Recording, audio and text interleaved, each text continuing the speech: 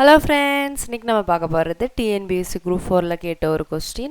If x ratio y equal to 2 ratio 1, then x square minus y square ratio x square plus y square is.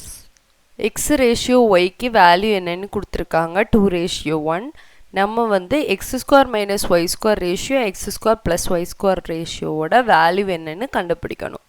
First இதில் என்ன கொடுத்திருக்காங்க x ratio y equal to என்னன்னு கொடுத்திருக்காங்க 2 ratio 1 இது எப்படி எழுதிக்கலாம் x by y equal to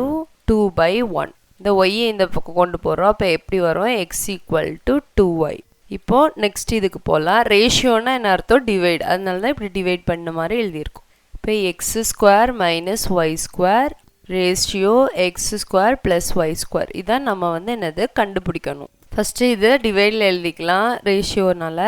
x square minus y square by x square plus y square equal to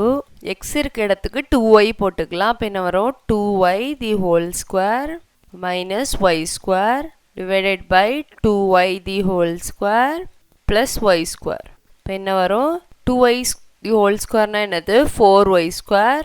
minus y square by 4y square plus y square இந்த ரெண்டே minus பண்ணா என்ன வரும் 3y square by இந்த ரெண்டே add பண்ணா என்ன வரும் 5y square y square cancel ஆகும் அப்ப என்னது 3 by 5 அப்ப ரேஷியோ என்னது 3 ratio 5